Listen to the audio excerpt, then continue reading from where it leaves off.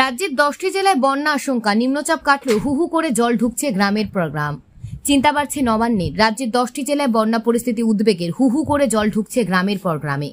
ফলে বন্যার আশঙ্কা পুজোর আগে বাড়ছে। পরিস্থিতি মোকাবিলায় তৈরি হচ্ছে মমতা বন্দ্যোপাধ্যায়ের সরকার। গত সপ্তাহে শুক্রবার থেকে সোমবার দুপুর পর্যন্ত গভীর নিম্নচাপের কারণে দক্ষিণবঙ্গের জেলায় জেলায় মুষলধারে বৃষ্টি হয়েছে।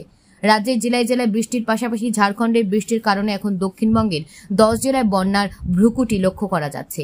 যে 10 জেলায় রীতিমতো চাপ বাড়াচ্ছে রাজ্য সরকারের। মূলত গভীর নিম্নচাপের কারণে বিপুল পরিমাণে বৃষ্টির ফলে রাজ্যের পাশাপাশি ঝাড়খণ্ডের জলধারাগুলিতে প্রচুর পরিমাণে জল জমেছে।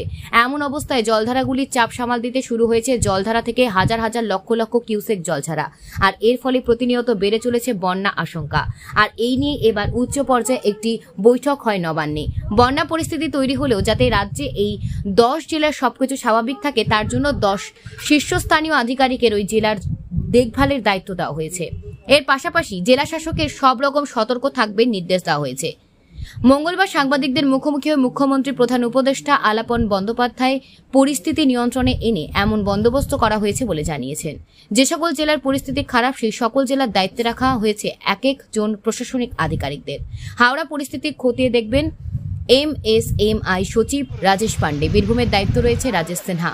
পশ্চিম মেদিনীপুরের দায়িত্ব দেওয়া হয়েছে জনস্বাস্থ্য কারিগরি বিভাগের সুরেন্দ্র গুপ্তা। হুগলির দায়িত্ব দেওয়া হয়েছে কৃষি দপ্তরের ওঙ্কার সিং মিনাকে। পূর্ব মেদিনীপুরের দায়িত্ব দেওয়া হয়েছে খাদ্য দপ্তরের পরভেদ সিদ্দিকিকে। ঝাড়গ্রামের দায়িত্ব দেওয়া হয়েছে সৌমিত্র মোহনকে। পশ্চিম বর্ধমানের দায়িত্ব দেওয়া হয়েছে অনগ্রসর শ্রেণী কল্যাণ দপ্তরের সঞ্জয় বনসলকে। বাঁকুড়ার দায়িত্ব দেওয়া হয়েছে শ্রম দপ্তরের সচিব অবনীন্দ্র সিংহকে।